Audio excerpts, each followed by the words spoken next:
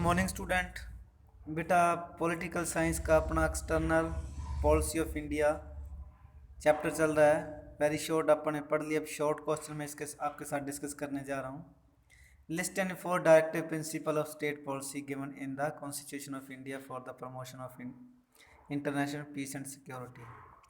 चार directive principle बताने हैं जो हमारे संविधान के अंदर बताए गए हैं। तो डायरेक्टिव प्रिंसिपल है जो अपने article 51 of chapter 4 of the Indian Constitution lays down certain principles which are basis of Indian foreign policy। जो अपने ये प्रिंसिपल्स हैं ये आर्टिकल 51 के अंदर है, चैप्टर 4 के अंदर हैं और ये हमारी जो फॉरेन पॉलिसी हैं उसके रिगार्डिंग शामिल किए गए हैं। To promote international peace and security, पहला बेटा वही है जो अपने पंचशील हैं। To establish just and respectable relations with various nation, ये भी अपनी नॉर्मल सी बात है कि हम दूसरे देशों के साथ क्या है रिस्पेक्टेबल रिलेशन मेंटेन करेंगे। To foster respect for international law and treaty obligations in the dealings of organise people with one another, बेटा ये भी वही है जो अपने पंचशील के अंदर था कि हम जो इंटरनेशनल ऑर्गेनाइजेशन है अपने, जैसे इंटरनेशनल कोर्ट है, उनके लॉ एंड जो ट्रीटी ऑब्लिगेशंस है, जो उन्होंने अपने को ऑब्लिगेशंस दिए हैं, उत्तरदायित्व दिए हैं, उनको आप क्या है बड़े अच्छे ढंग से निभाएंगे और अपने लोगों के साथ शेयर करेंगे। To encourage the settlement of international disputes by arbitration, बेटा जो भी अपने कोई इंटरनेशनल डिस्प्यूट्स होंगे उनको आप बड़े प्यार से डील करेंगे, ये नहीं कि आप बंदूक चला के उसको मारने की कोशिश करेंगे, क्योंकि इंडिया शुरू से ही बचपन से ही इंटरनेशनल पीस को बढ़ावा देता है। बेटा ये पंचशील आ गया। बेटा पंचशील मैं पहले भी आपको करा चुका हूँ, तो आप ये पढ़ लेना पंचशील क्या है। 5 सिद्धांत थे। Assess any four principle of Indian foreign policy, ये बेटा मैं कई बार फॉरेन पॉलिसी वाला भी करा रखे हूँ। नॉन अलाइनमेंट है, गुट निरपेक्ष है कि भारत किसी भी गुट में नहीं रहेगा और किसी की प्रभुसत्ता के साथ कोई खिलवाड़ नहीं करेगा। Operation to the policy of caste colour discrimination etcetera, ये भारत हमेशा ही डिस्क्रिमिनेशन के खिलाफ रहा है। कास्ट कलर और पॉलिसी के आधार पर किसी के साथ कोई भेदभाव नहीं करेगा। ओपोजिशन टू इम्पेरियलिज्म, जो गुलामी है, इम्पेरियलिज्म क्या होता है उपनिवेशवाद, किसी को गुलाम बनाना, तो भारत हमेशा ही इस चीज़ के खिलाफ रहा है कि हम किसी भी देश के ऊपर कोई मालिकाना हक ना रखें, किसी को कोई गुलाम ना बनाए। Faith in United Nations, United nation के अंदर विश्वास रखना। बेटा ये 4 पंचशील के सिद्धांत हैं, प्रिंसिपल्स है इंडियन फॉरेन पॉलिसी के। और इसके बाद बेटा आप जो हैं अपने पास न्यूक्लियर पॉलिसी वाला करेंगे। चैप्टर क्वेश्चन नंबर 6 है ये, न्यूक्लियर पॉलिसी वाला इंपॉर्टेंट है। बेटा India is against the policy of nuclear experiment, Bharat शुरू से ही न्यूक्लियर एक्सपेरिमेंट जो ये परमाणु बम वगैरह बनाते हैं इसके खिलाफ है। In principle India has stood for general and complete डिसआर्मामेंट with in the framework of the United Nations, Bharat हमेशा से यूनाइटेड नेशन के निशस्त्रीकरण, शस्त्रों का विरोध करना के पक्ष में है। Addressing the general assembly mister Rajiv Gandhi prime minister asked nuclear power to eliminate all nuclear weapons by the year 2010, ये अपने जो जनरल असेंबली है यूएन की, उसके अंदर राजीव गांधी जी ने कहा था कि 2010 तक ये सारे न्यूक्लियर पावर्स और न्यूक्लियर वेपन्स है ये सारे एलिमिनेट हो जाने चाहिए, ख़त्म हो जाने चाहिए, नहीं तो इससे क्या विश्व की शांति को बहुत बड़ा खतरा है। India is the 6th country in the world enjoying atomic power by having undertaken successful atomic experiments in 1974, ये मैंने छोटे में बताया था कि इंडिया पूरे विश्व के अंदर 6ठी कंट्री है, 6 कंट्री हैं जिनके पास एटॉमिक पावर। और भारत ने कब न्यूक्लियर एक्सपेरिमेंट किया था, तो 1974 के अंदर। There are 4 atomic power centres working in India, 4 अपने पास एटॉमिक पावर सेंटर है जो काम कर रहे हैं। But this power is being utilised for peaceful and creative purpose, लेकिन ये जो पावर यूज की जा रही है ये हमारी क्या है शांति के लिए और क्रिएटिव पर्पज़ के लिए, and not for making atomic bombs, ना कि अपने एटॉमिक बम्स के लिए इनका प्रयोग कर रहे हैं।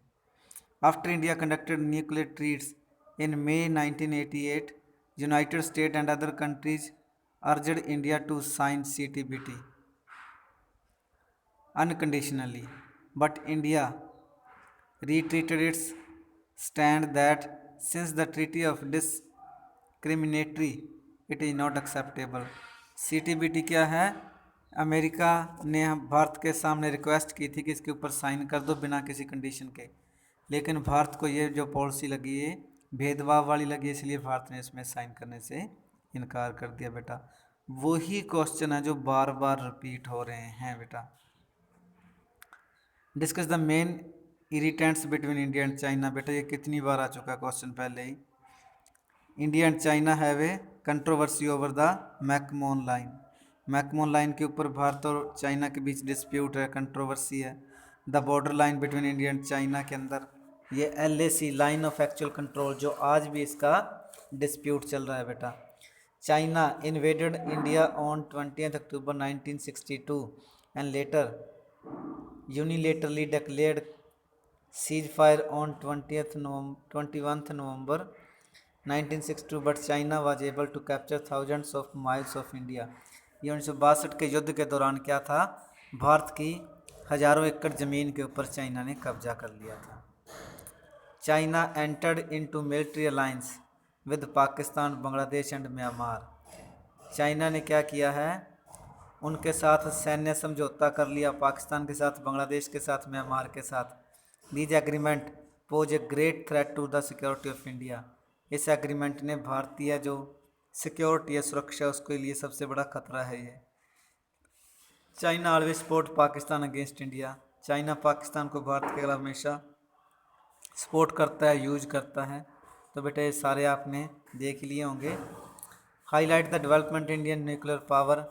ये बेटा चार जो अपने पास हैं। 1940 under the guidelines of Homi J Bhabha the nuclear programme was initiated.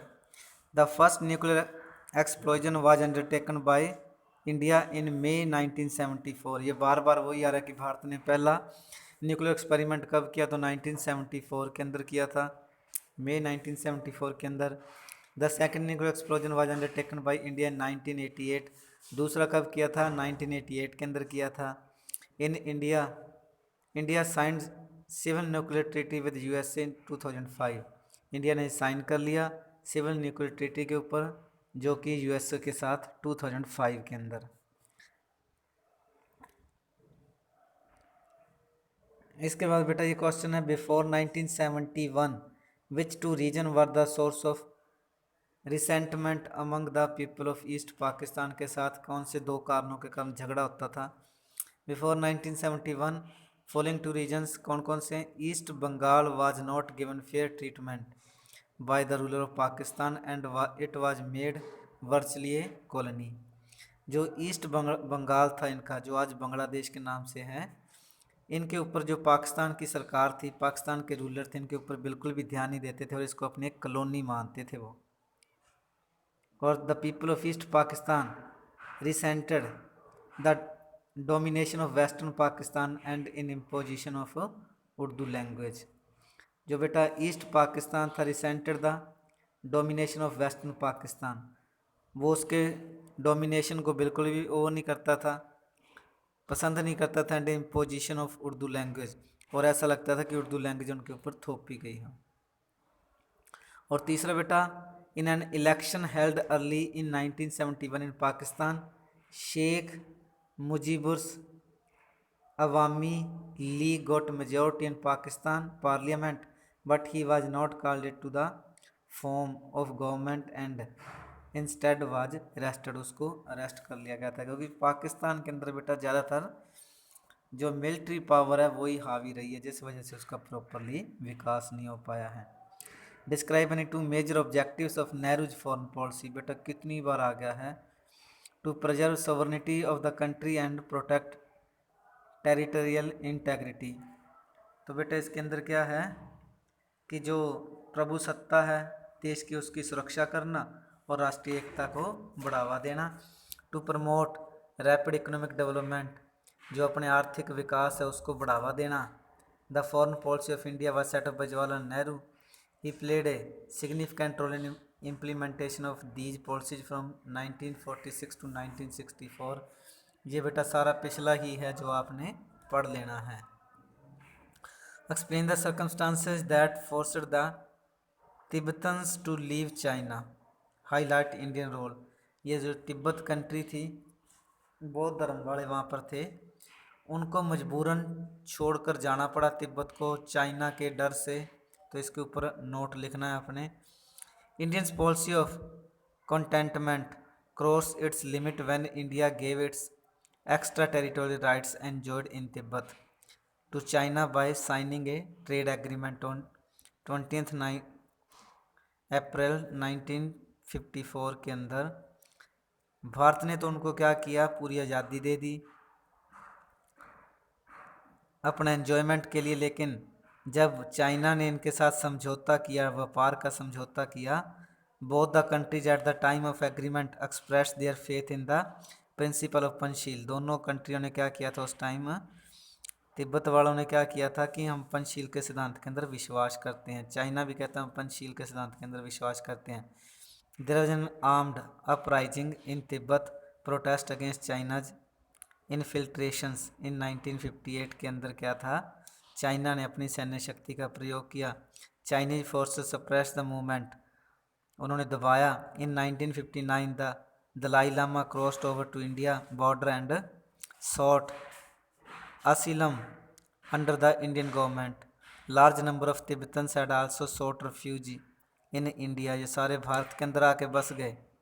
और उसके बाद hence Tibet became an issue of tension between India and China। Tibet फिर भारत और चाइना के बीच क्या है, एक इशू बन गया। जैसे कश्मीर भारत और पाकिस्तान के लिए, तिब्बत वैसे ही इंडिया और चाइना के लिए बेटा। तो ये था बेटा आपका चैप्टर। लॉन्ग क्वेश्चन आप इसके पढ़ लोगे, शॉर्ट वेरी शॉर्ट। और बेटा इसकी जो मेन समरी है वो मैंने आपको बता दी है। फिर भी कोई चीज़ ना समझ में आए तो मेरे से पूछ लेना बेटा। Okay, have a good day बेटा।